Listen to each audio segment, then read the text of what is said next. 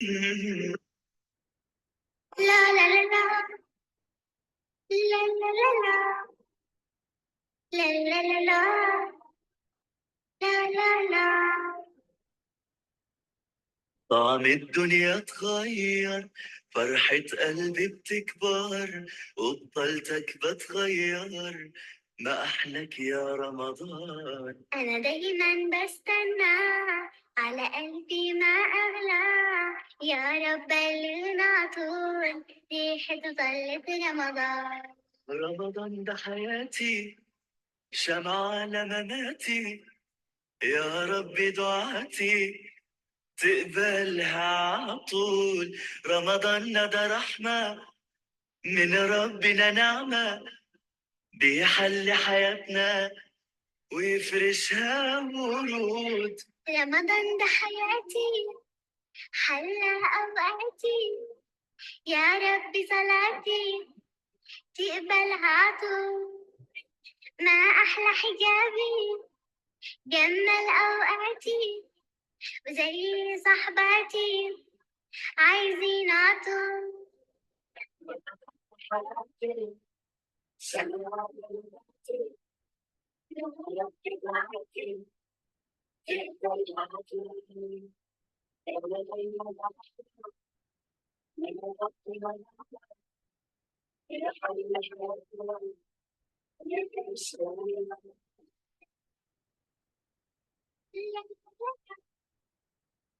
لا لا لا لا لا لا لا لا لا لا لا لا لا.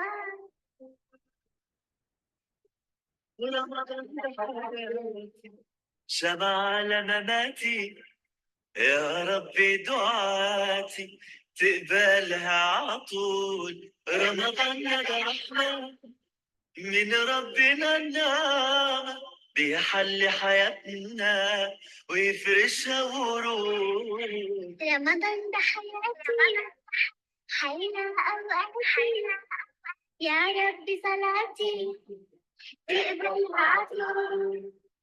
ما أحلى حجابي، جمل أوقاتي، زي صحباتي عايزين عطول.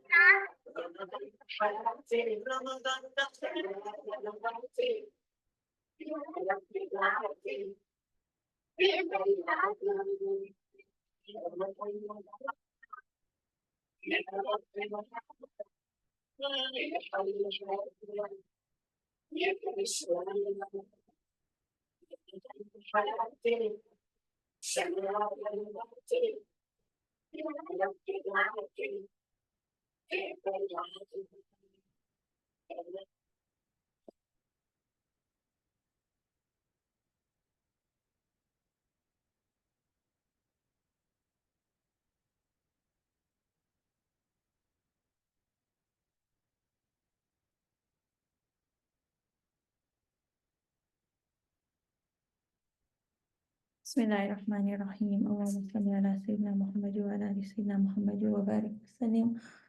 اللهم صل على سيدنا محمد وعلى آل سيدنا محمد وبارك وسلم. اللهم صل على سيدنا محمد وعلى آل سيدنا محمد وبارك وسلم. جزا الله عنا محمدا صلى الله عليه وسلم وما وحده. ربي اشرح لي صدري ويسر لي أمري واحلل عقدة من لساني يفقهوا قولي. ربي زدني علما ورزقني فهما.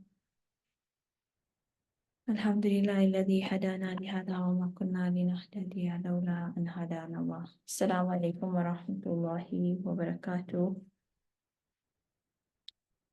How are you all on this beautiful Thursday morning?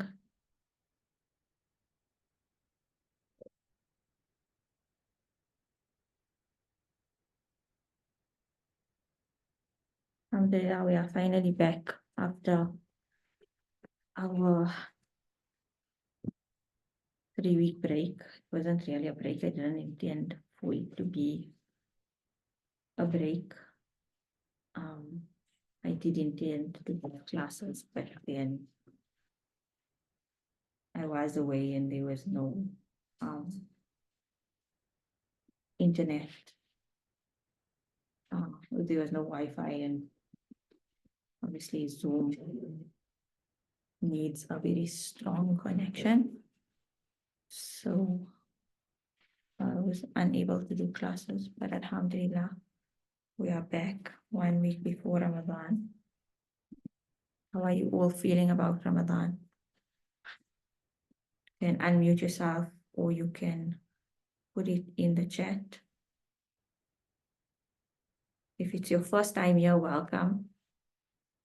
Very happy to have all of you here. And if you are if you are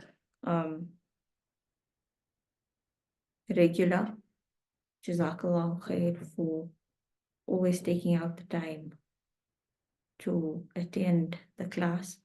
I always mention this, that when you are in the dhikr, in the gathering of the dhikr of Allah, it is not a coincidence, and it's not because of us, but it's because Allah Ta'ala invited you to be here, and He chose you to be here. He handpicked you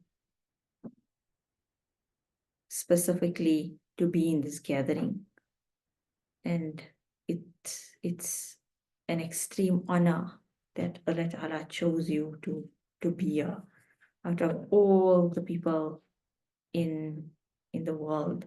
And anyone can join this class because it's virtual, it's online. People from different countries, but everyone is not here. And there are other gatherings that are there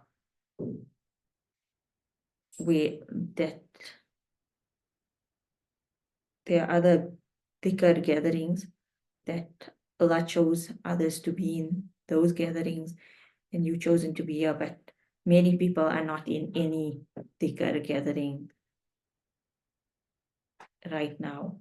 So it is an extreme honor. Alhamdulillah. So yeah, how are you all feeling about Ramadan? And I always say, please be interactive. We want this class to be interactive. This is not just a class where it's just a lesson and it's formal. Don't want it to be a formal setting. You want it to be interactive. I'm just here facilitating the class because Allah Ta'ala chose me to, but I'm no one special. I'm just a normal person like everyone else. And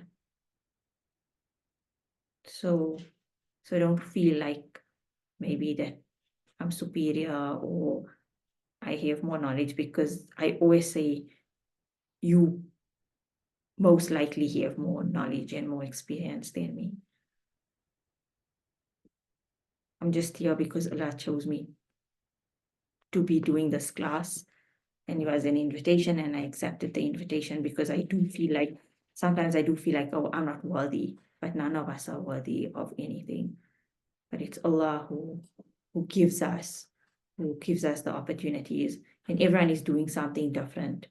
Your way of maybe teaching and imparting knowledge is different. It's not a class like this, but maybe you're doing it to your kids, or maybe you always sharing with your friends and family things that you learned or anything that you know. So everyone's way of dawah, of giving, of spreading the deen and spreading the knowledge is different.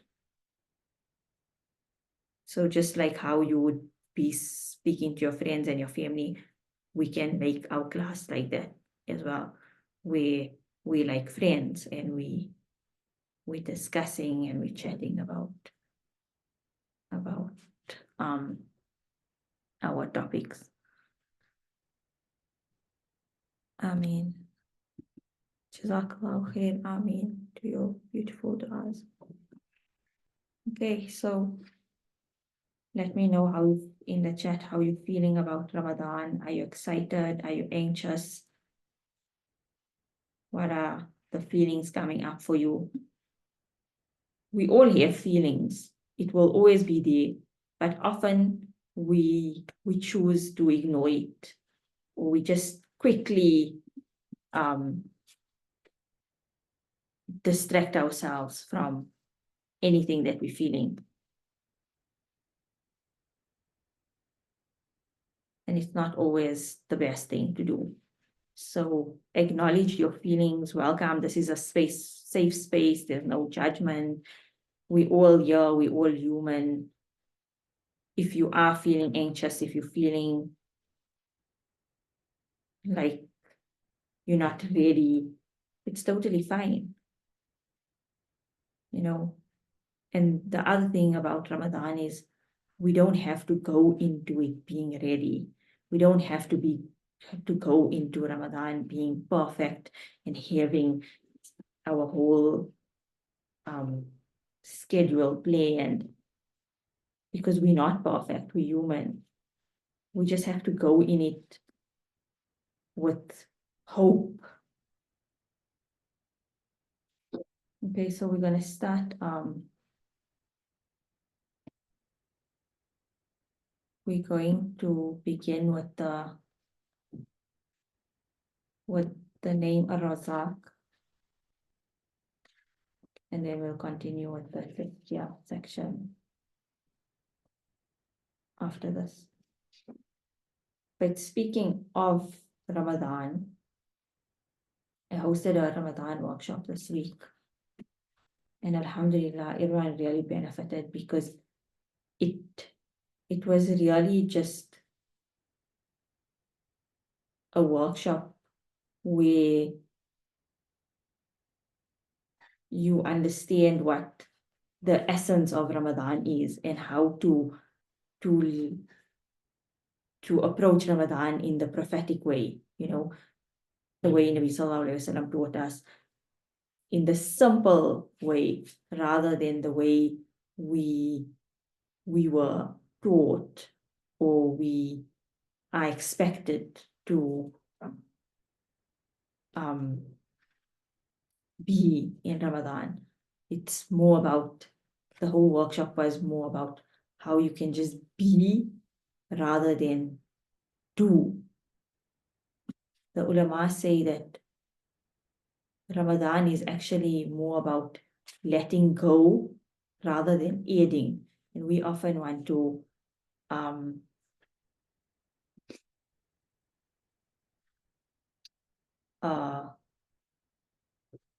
add, you know, we just want to add so much and do so much and overwhelm ourselves where we exhaust ourselves.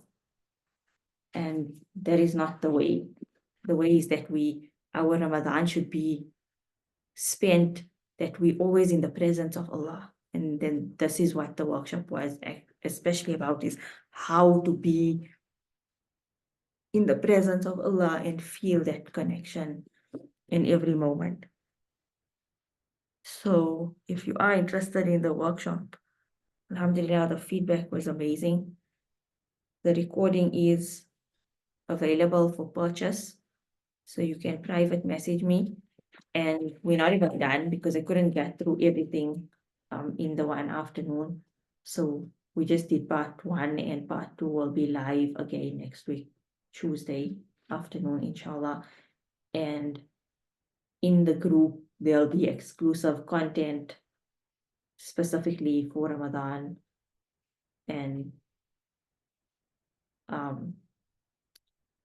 during Ramadan, inshallah.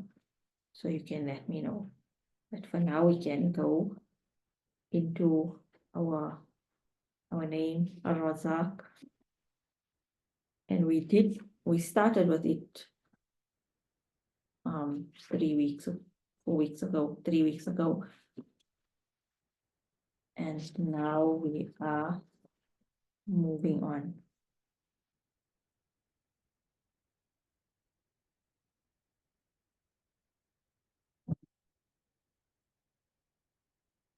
Okay, Bismillahirrahmanirrahim.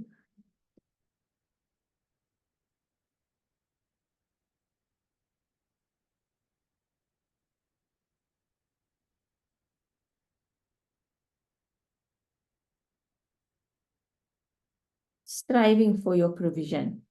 There is provision that Allah has made dependent on our effort, as well as the type of effort we put in. When we do not put in the necessary effort, it is as though we are rejecting Allah's provision, because the means to sustenance are a form of provision in and of themselves. Rejecting the means is no different to rejecting and dismissing an envelope full of money that arrives in the mail for us that was sent by Allah. An envelope full of money and the means to obtain an envelope of money are both provisions. So we must change the way we conceptualize provision as being only the material result. Once we recognize that means are also provision, this should cause us to be grateful that we have the means to utilize as they are from Allah. While our provision is indeed written, we still need to work for it as though it depended entirely on how hard we try. But in our hearts, we should know that nothing will come to us except what Allah has written for us. If we broaden our conception of rizq and truly believe that Ar-Razzaq is the one who provides it, we will never justify seeking prohibited haram means of living, because Allah would never make His provision, whether they are the means or the result of those means, illicit. We need to work in whatever way that we can in a manner that befits us as Muslims, knowing that it is Allah who will provide for us, even if everyone around us is engaging in corruption. Remember that striving is not simply an external act, but an internal act as well. It encompasses our intentions and the prayers we make. Subhanallah. So here she describes how even though everything is written for us and our rizq is always written, it is written through a means. So sometimes we may just get something because it was written for us, and that can be like a gift from Allah, a gift from someone that someone gives us, but at the end, they were still the means to give us our rizq and what was written for us. But we also work towards and make the effort towards our rizq, because that is the means. We don't just get everything, it doesn't just fall from the sky for us. But rather we work, we make effort towards it, and that is the means. And everything has to have a means. You know, like if, for example, you are ill and you want cure, often you will have to either go to a doctor or go to a therapist or do something, you know, maybe take a tablet. And that's the means. So you made dua for shifa and Allah sent the means, and then that's how you receive the cure. And this is how we receive our rizq. So we should always be grateful for the means as well. If you have to work for your rizq, then be grateful for the work that you're doing, you know, because that's the means for your rizq. So we should also always look at it in that way, where we appreciate the means. And of course, the means should always be from good.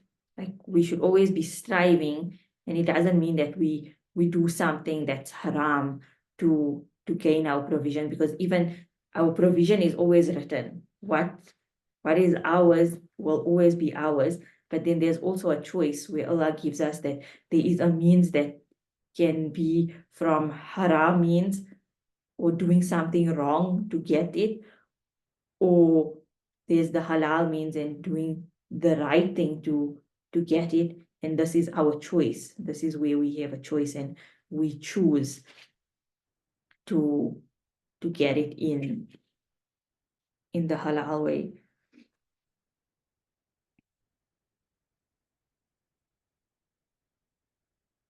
And that's striving.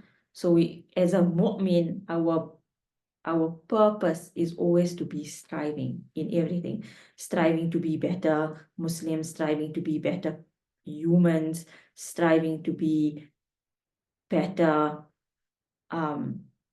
parents, striving to be better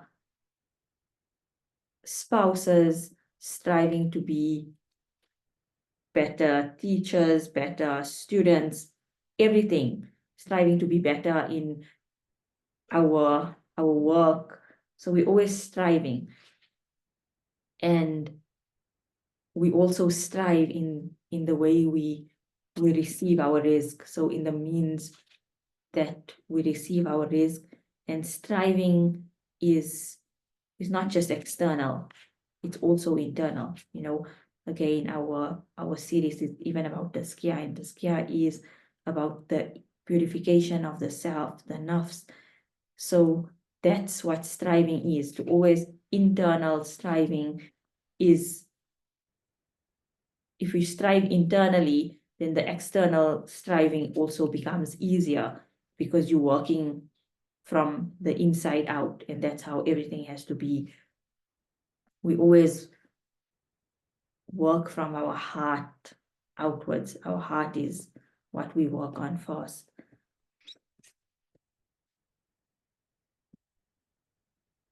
So striving encompasses our intentions and the prayers that we make.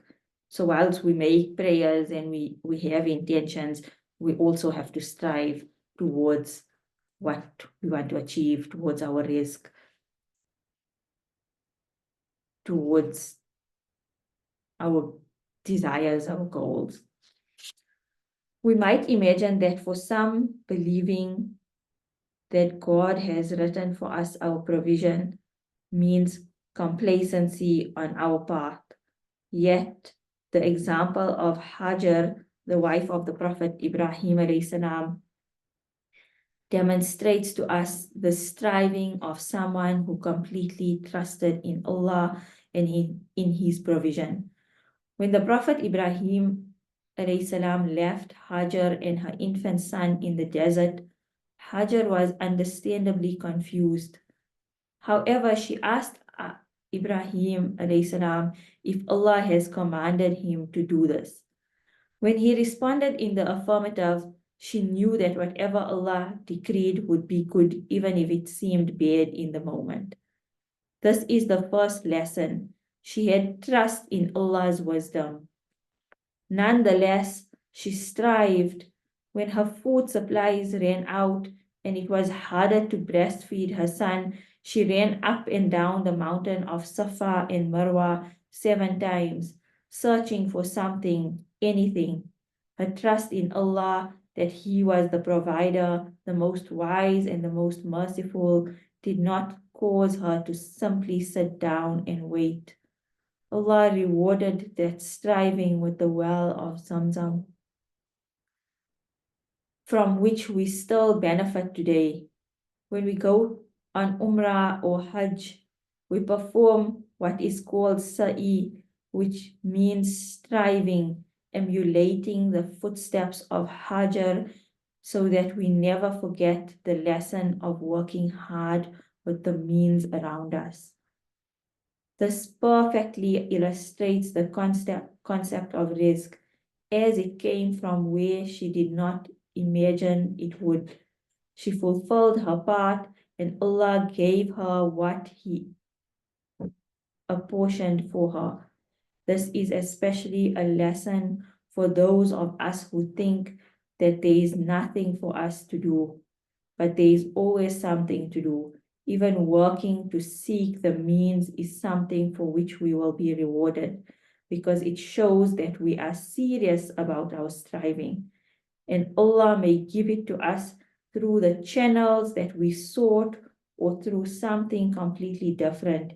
It is simply to show us that our rizq is in His hands and that He appreciates the wholesome efforts we put in acquiring pure rizq.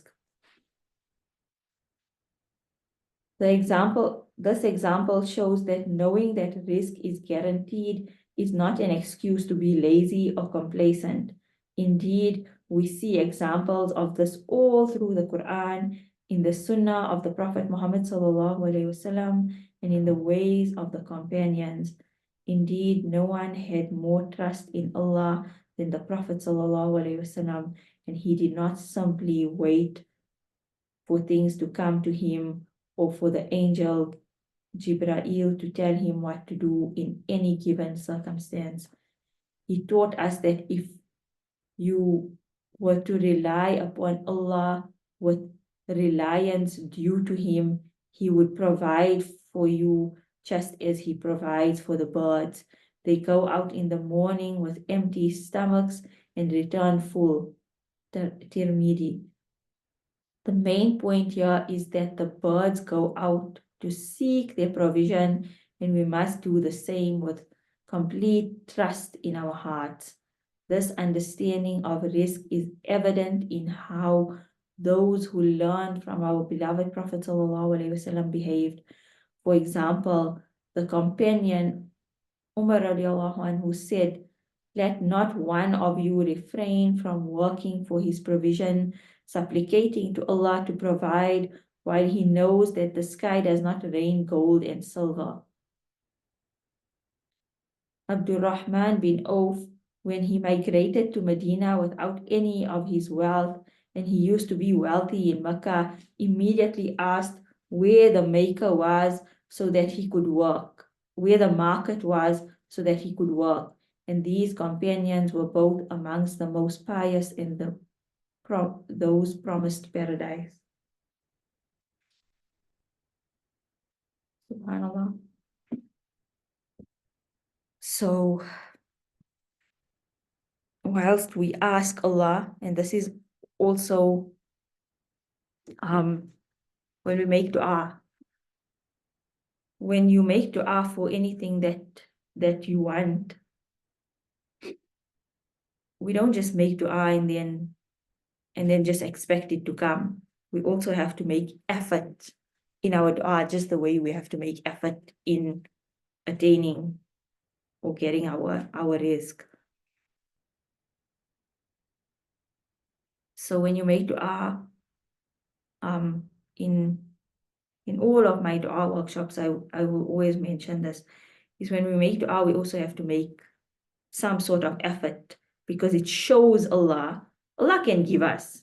We don't have to make the effort, because Allah is Allah. He can give you if you just ask Him, if He wants to. That's Allah, who Allah is. And out of His mercy and His generosity and His kindness and His love, He can give you. You can just ask and somehow He can give you. But it's also that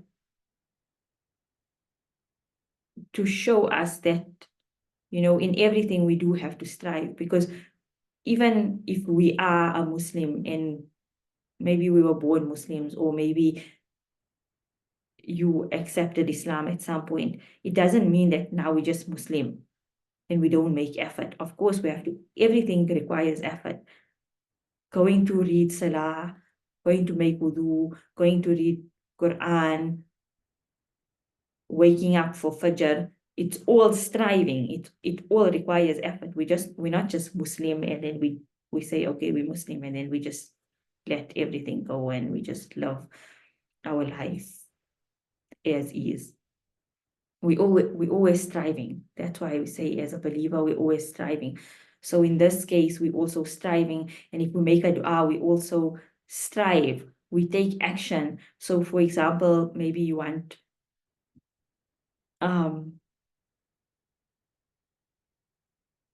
you want to go for Umrah. What will you do? You make dua that you can go for Umrah. But you need to strive, because you need to show Allah that, Ya Allah, I really want to go for Umrah. So I am taking action towards this dua. So maybe I'm saving up some money. Maybe I'm getting my Umrah stuff ready, you know. Maybe I'm getting like things that I need, my ihram items ready, because so you're showing Allah that, Ya Allah, I'm serious, this is what I really want. So we take action in everything that we do. Even if, like we're saying, if you want to go for Umrah, you don't just say, I want to go for Umrah, Ya Allah, and then the next day you find yourself in Medina or in Makkah, you know, somehow magically you got transported there. No, you're obviously making effort towards it. You're always making effort. There's always a means. You have to book your flights, you have to book accommodation, you have to, there's so much of preparation that goes in all of that. And that just shows that even if the Umrah was your provision, you know, it was meant for you, but they still had to be striving towards the Umrah. So you had to strive, you had to prepare, you had to take action towards that provision. Okay. Okay, let's stop there and let's continue. Are there any questions, any comments, anything that you want to share?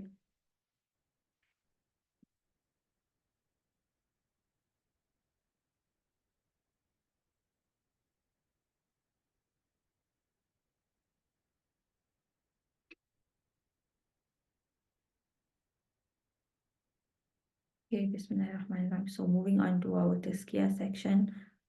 As we said, Tazkiyah is purifying the self, purification of the heart, purification of the nafs, and ultimately that's where the true iman lies. If we want to strive and we want to become the best people, the most closest to Allah, if we want to become the awliya of Allah, which is the close, the friends of Allah, and we want to have a deep connection with Allah, and we want to be the best humans, the best people, and the best Muslim,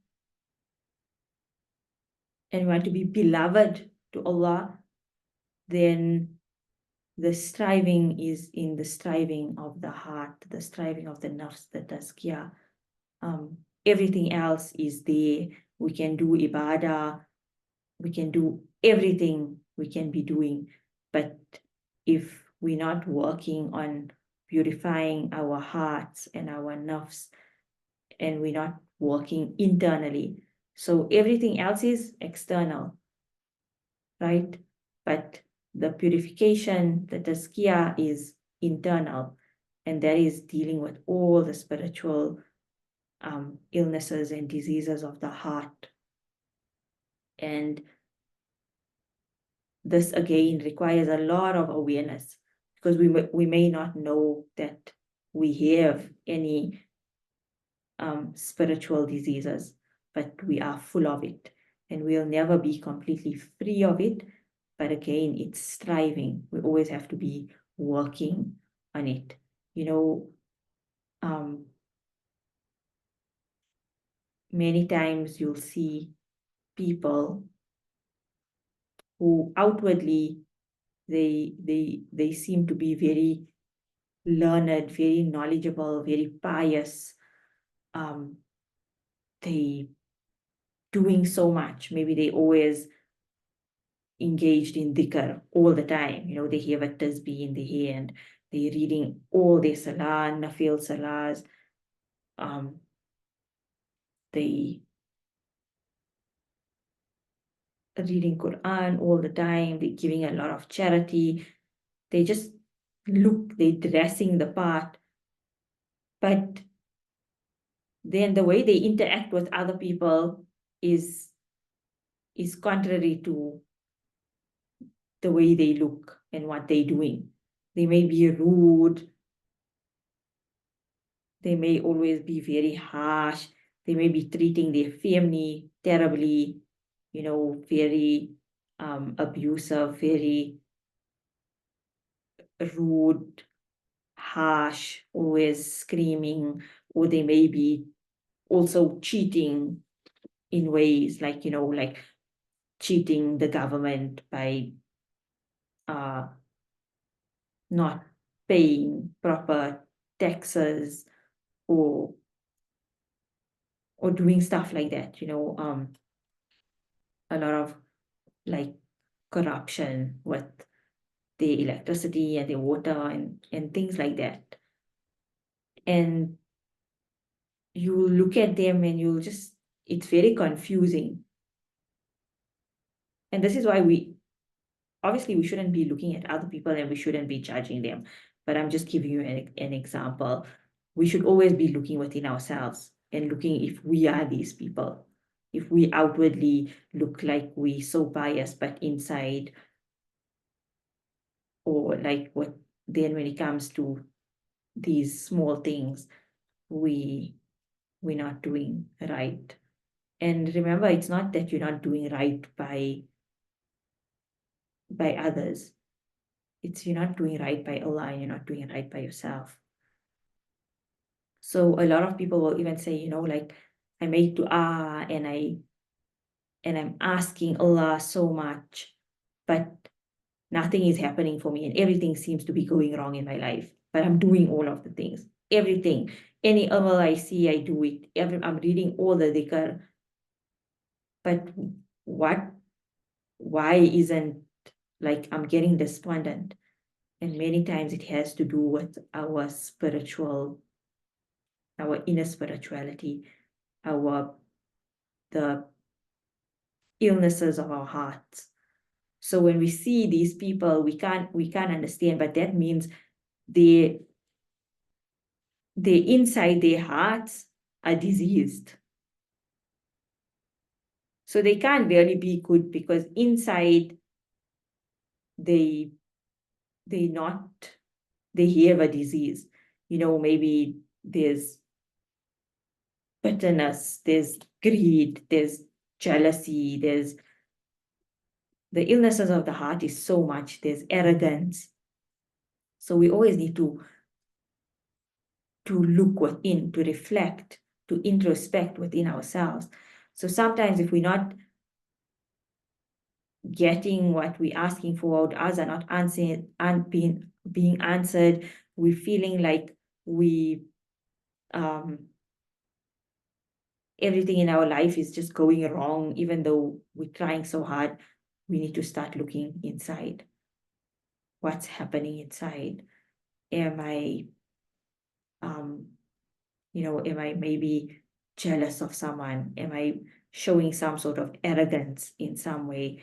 Am I cheating in any way? Am I cheating myself? Am I cheating Allah? Am I cheating others in some way? Am I overindulging in certain things? Am I hurting others? Am I hurting someone that I don't even know of? So we always need to introspect, and this is what we need to do, especially this Ramadan. Introspect, reflect. Don't worry about doing so much. Yes, you're going to do what you need to do. And again, you're going to do it only for the sake of Allah, and you're going to be present in what you're doing. But at the same time, use this time to reflect. And why I say Ramadan particularly is the time to reflect is because this is the purpose of Ramadan.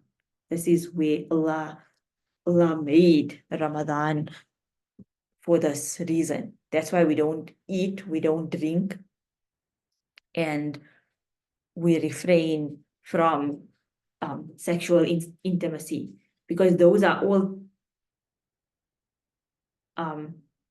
things that distract us. Food causes distraction in ourselves. So when we don't have that distraction, it's now time for us to reflect, to introspect. And you will always notice, if you are aware, in Ramadan, certain things will come up for you, because the abstinence of food and drink and sexual desires causes certain emotions, certain feelings to arise. And then what we do is we either like fuel it by getting very angry, or we try to ignore it and we distract ourselves with other things. And this is not what we should be doing. We should welcome it. Whatever feeling comes up, we should welcome it. We should now see and reflect, why is this coming up for me? You know, how can I learn from this? How can I move past this? What is this trying to tell me? What is it trying to teach me? So there's a lot of introspection and reflection that needs to be happening in Ramadan, and that is the purpose for Ramadan. So I want you to make your intention now that this Ramadan you will be more intentional. You will take out that time to just reflect and introspect.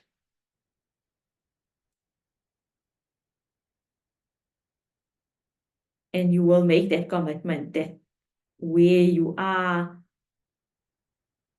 struggling, that you will strive and you will commit to changing those ways.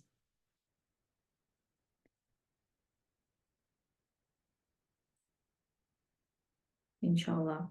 And again, we cannot do anything without the help of Allah. So always emphasize on this, is ask Allah for his help. You're making this intention now, Allah, with the intention you say, Allah, I cannot do this on myself.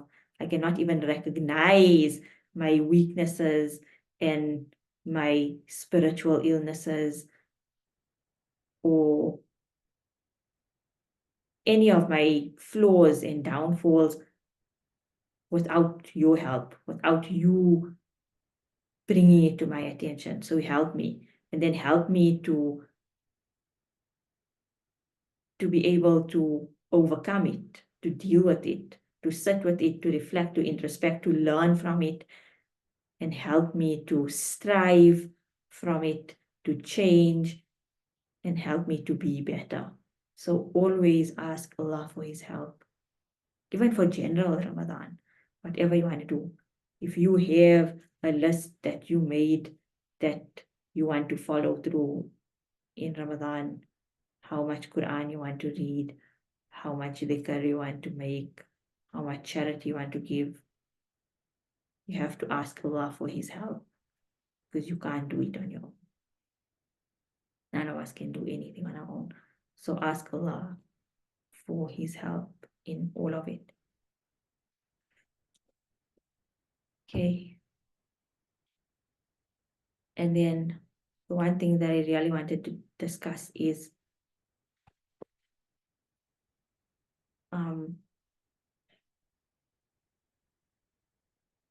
how food is the first bid'ah of this ummah. So we often say everything else is bid'ah. We can't read certain things because it's bid'ah.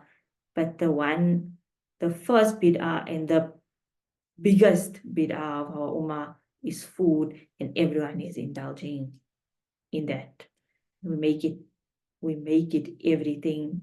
It's the greatest, most important parts of our lives. Everything is revolving around food and what we're going to eat. And, it's actually crazy how we get so influenced and so manipulated manipulated by Shaitan, how he really tricks us. Because we all know when it's the last 10 days of Ramadan is the most sacred days of Ramadan. And then those are the days that we want to prepare for Eid. And we'll feel a little guilty, but we don't have enough guilt to cut it out completely or say, no, you know what, I'm not going to do it.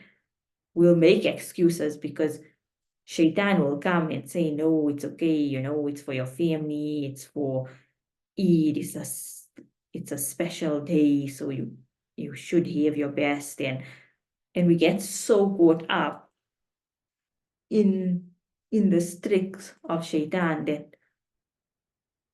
that we follow through. But it's not, it doesn't mean, yes, you can have nice food, but we really shouldn't overindulge. In one of the most famous books of Imam Ghazali, Ihya Ulumuddin, he has a whole chapter or a whole volume just on gluttony. And he really speaks and emphasizes on the harms of food and how it harms our spirituality. How we actually we can never be our best self if we overindulge, or you know, our food needs to be simple.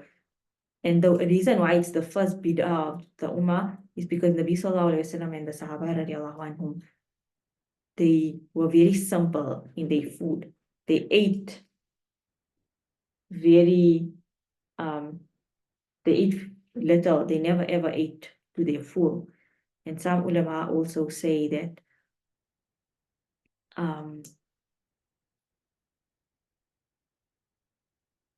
just to go, just to leave a bit of space, to have a little bit of space in your belly, you get the reward of standing the night in prayer. That's how what a great what illness or disease the indulgence of food is.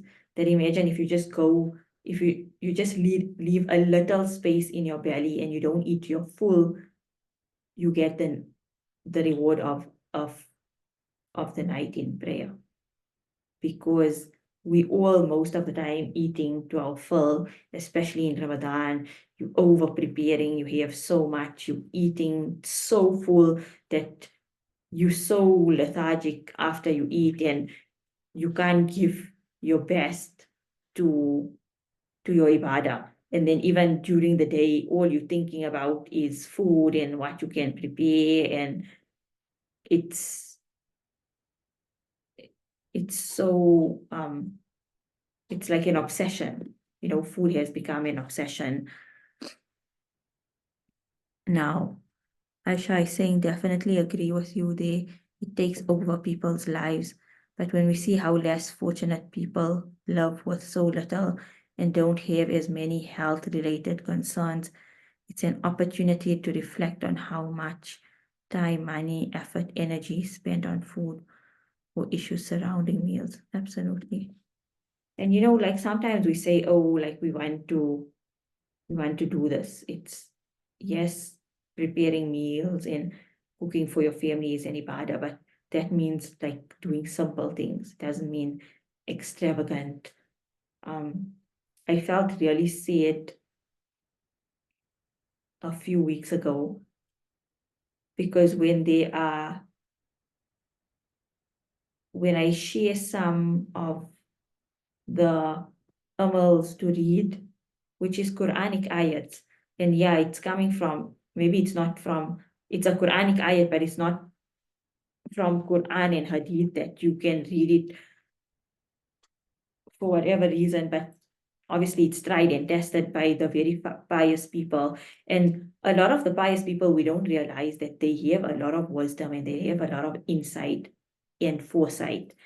And when they give you things to read, for example, it's actually not even coming from them. It's either that they may have had a dream, or in some way Allah inspired them that, you know what, do this. Or Nabi Sallallahu Alaihi Wasallam came in the dream and told them, this is what you should read, etc., etc., etc. So it's coming from Allah and Nabi Sallallahu Alaihi Wasallam. And if you're not comfortable with doing it, I completely understand. But the way some people make it that like, oh, it's like you can't read it at all. And I got like sort of triggered, or it did upset me, because I felt like, okay, even if you're not reading it for the specific reason, but if you're just reading a Quranic verse, of course you're going to get reward. But you're choosing to say, no, it's a bid'ah, so I can't read it, which means you're choosing to not read anything at all. Which, I don't know, maybe it makes sense to other people, but to me it doesn't make sense, because no matter what you're reading, it's going to benefit you in some way, especially a Quranic verse or a dhikr, you know, anything will benefit you. Any form of dhikr is going to benefit you in some way. It's better than not reading anything at all. That's the way I see it. But I just got upset because that's the time when everyone was obviously preparing their savories for Ramadan. And in that moment, I did think to myself, and I said, okay, people can say reading things are bid'ah, but no one will say that, you know, preparing all of this savories for Ramadan is a bid'ah and we shouldn't be doing it, because people have made it. Like, you have to make it, and it's such a big thing, you know, like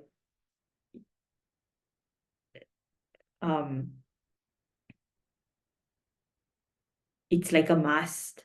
It's not even that, oh, okay, if I can't afford to do it, I'm gonna leave it out. Or you have to find a means and a reason, and then you'll say that, no, you know, it gives me more time in Ramadan. But these are all sort of excuses, because you are cooking every day. In Ramadan, you can also cook your normal meal, which doesn't have to take you so long. People really don't have to be spending so much of time in the kitchen out of Ramadan or in Ramadan.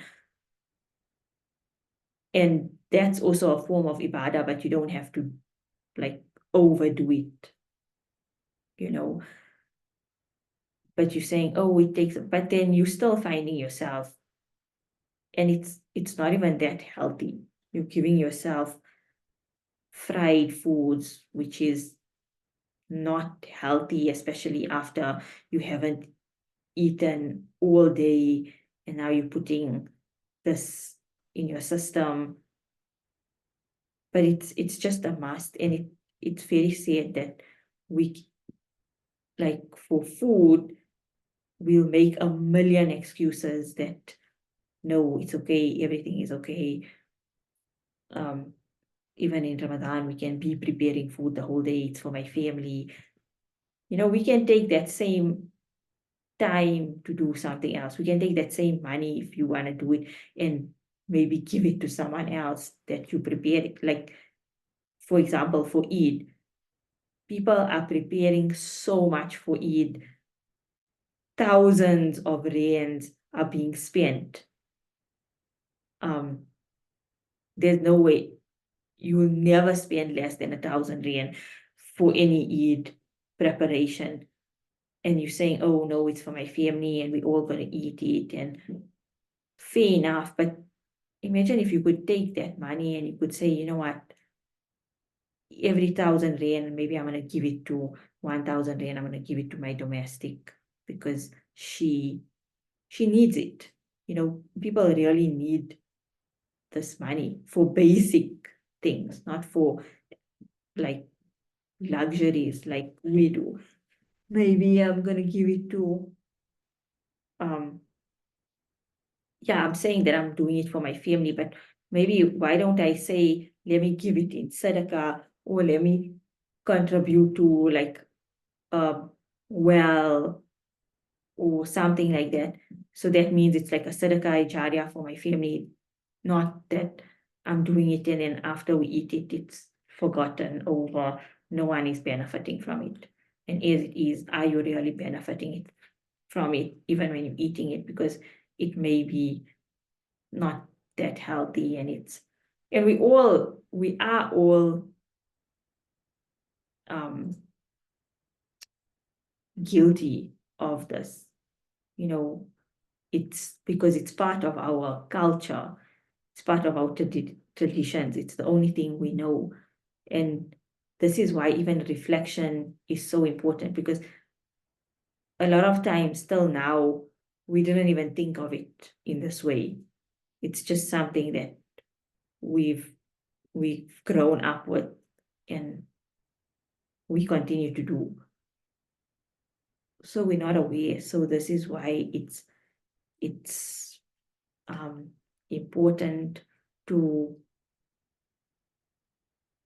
have the awareness and then to strive to be better, to say. So like we say Ramadan is about, or the pious people say Ramadan is about letting go rather than just adding. So let's let go. And you don't have to let go of it all at once, because that's not going to work and it's going to be really difficult. So you say, okay, what can I let go of this year? You know, usually I make so many types of biscuits for Eid and so many types of sweetmeats for Eid. Maybe this year I'm going to do 1 biscuit only or 2 biscuits and 1 sweetmeat, and the rest I can let it go. So you don't have to cut it out completely, because that is difficult and it is part of your tradition, and it will be difficult to just let it go completely. But that's how you do it slowly. If it's too hard, cut out one of each thing that you're doing, even in your daily, say like daily meals of Ramadan. Maybe you fry 3 types of savories, fry only, or fry a bit less. Say, you know what, I'm going to eat 1 less savory than I usually eat, so I can let go. That's how we can rectify the diseases of even food. Don't eat to your fill. Make sure you leave some space, so you know that, okay, because we know sometimes it's just greed. It's basically greed. It's like, because it tastes nice, you just want to eat it. So you are satisfied when you ate like your 2 samosas, but then there is some left over and you're like, oh no, you know, it's so lekker, let me just eat 2 more, and then you're completely full. So once you satisfied, say, you know what, no, I'm leaving space for the sake of Allah, and so that I get the reward. Again, your intention is so important, that I will get the reward of standing the whole night in prayer. So even though I'm going to be sleeping, I'm still going to be getting the reward, because I didn't eat to my full and I left some space in my belly.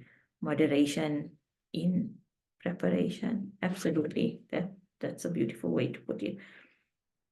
So I know we also sometimes hear about this all the time, or every Ramadan we may hear about it, and maybe it's not even something that we want to hear, you know, because many times when it's something that we involved in and it's serving us, like it's serving our nafs, not really serving us. It's not serving our soul. It's not serving our iman. It's not serving our spirituality, but it's just serving us. It's serving our nafs. And shaitan will always want us to be very connected to our nafs. So our nafs is actually what is always controlling us, rather than us controlling our nafs. But we need to strive so much that we can become in control of our nafs rather than our nafs in control of us. So yeah, we may not want to, because it's serving us. this has been working for us for years and we are fine with it. But then, you know, we have to make some sort of a difference, especially if we want to be better and we want to work towards getting closer to Allah. If that's not your goal and that's not your desire, that you have connection with Allah and you want to get closer to Allah, then by all means we can do whatever we wish. But I'm sure everybody that's here, the reason why you're here right now is because you want to get closer to Allah. That is your main goal. Some of the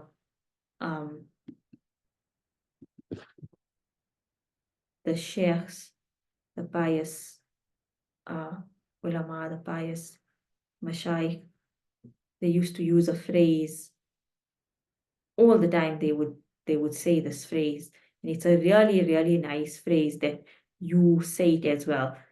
Even rather say it in English so you understand what you're saying. So before you do anything, say this phrase that it's ilahi anta maqsudi wa ridaka matlubi, that my Allah, your purpose, you are my purpose, and your pleasure is my real desire. So my Allah, you are my purpose and your pleasure is my real desire. And that's all that we want. I saw a quote the other day from one of the mashayikh as well, and it was beautiful, about only worshipping Allah for his pleasure. So the quote is, do not worship Allah that he may give you, rather worship him that he may be pleased. For when he is pleased, he will astonish you with his giving. And it's beautiful. So I'm sure every one of you that's here, your desire is the pleasure of Allah. Your desire is only to reach Allah. And in order to reach Allah, we have to strive and we have to also give up things that are not serving our soul, that's not serving our iman, that's not serving our spirituality. So it may be serving us, meaning serving our nafs, but it's not serving our connection with Allah. Satisfying the nafs with food is not an often spoken about subject, yet it's something we as a community struggle with the most. Some of my non-Muslim associate friends have commented on how Muslim people are known for their delicious food and how much we prep. It's such a difficult subject to bring up, especially with the older generation who are accustomed to cooking or showing their love for others with food. My marhoom grandmother used to say astaghfirullah when she felt too full, and I never understood that until recently. It was profound that something we take for granted is being abused without us knowing it, because we are so accustomed to these practices. Subhanallah, absolutely. Food is really a disease, and we have to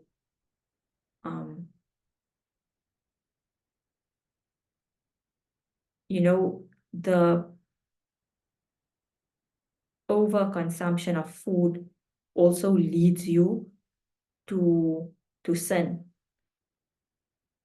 This is what Imam Ghazali speaks about in his book, in the volume of gluttony of the book Ihya Ulumuddin, is how when you overeat and you overindulge, even if it's what you're eating is pure, it's halal, it leads you to sin, because that's how shaitan can easily get you to do wrong. So it's very, very, very dangerous, actually, the overconsumption of food. And also, like we say in Nabi Sallallahu Alaihi Wasallam, and them ate and the Sahaba ate very simple. Even consuming meat, meat is actually bad for your heart. Yes, it's halal, but it shouldn't be eaten or consumed every day. And we eat it. It makes your heart hard. I mean, your heart hard.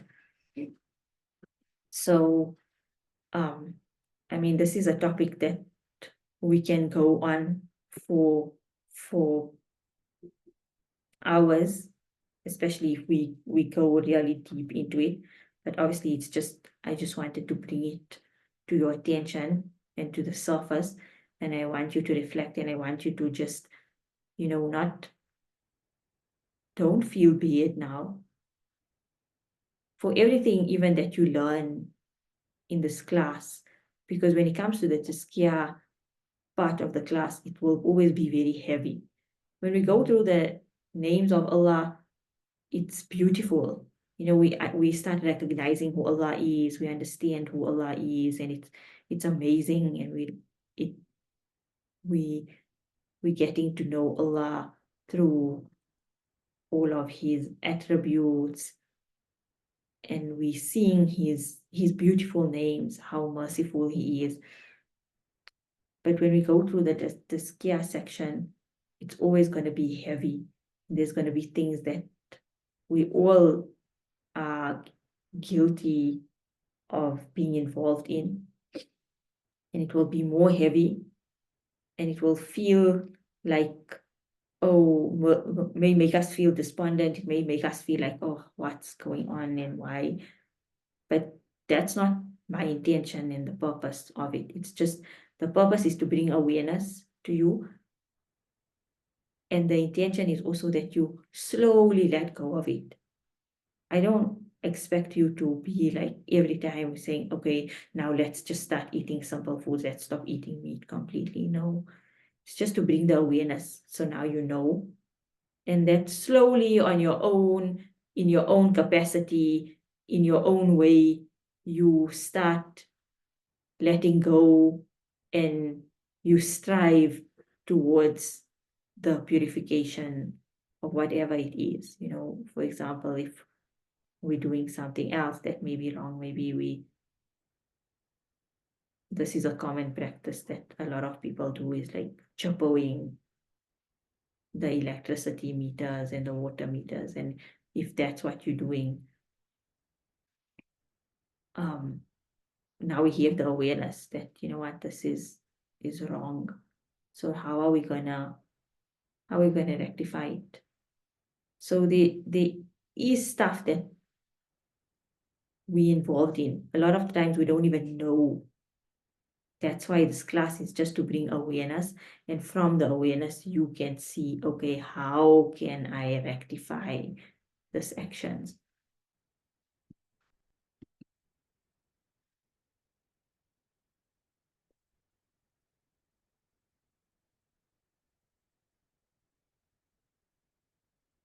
That's beautiful. We have a dietitian here. No, not at all. You didn't come off too strong. Of course, when you are in the field, you will always be passionate about it. Subhanallah. MashaAllah. Ameen. Ameen. So guys, here's a dietitian. If you need a dietitian, you can always contact Aisha. And yeah, she knows better than all of us how we are probably abusing our bodies with what we are consuming on a daily basis.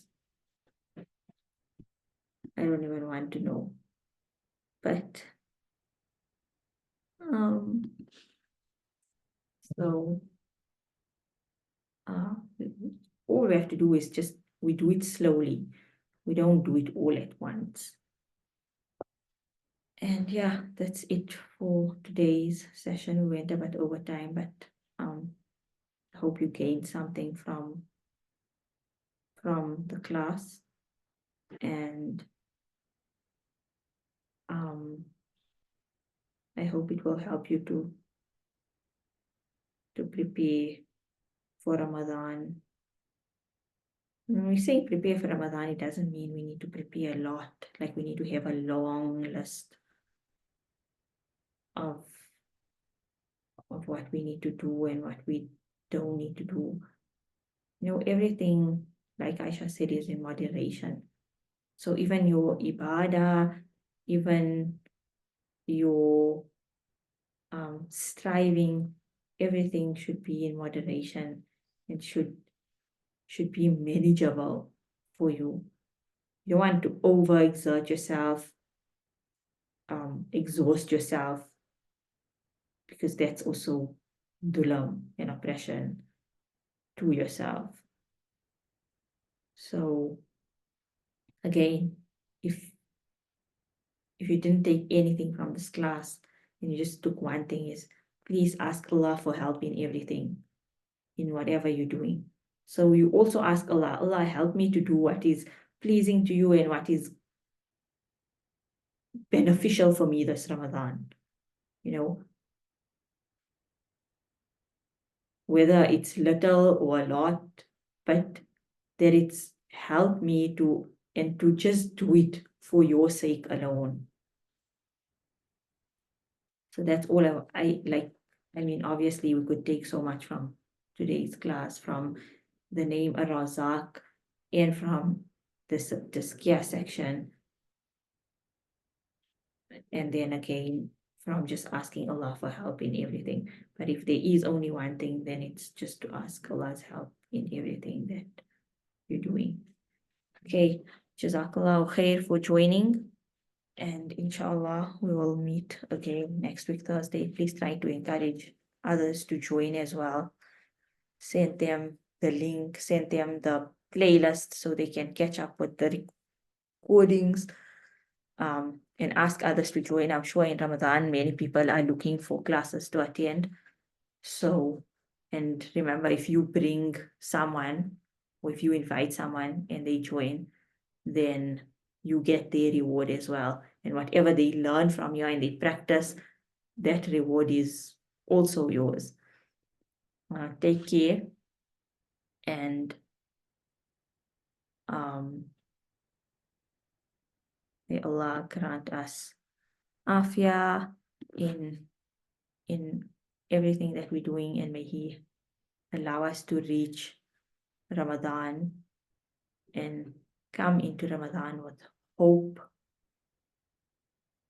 and may it be very, very beneficial for us.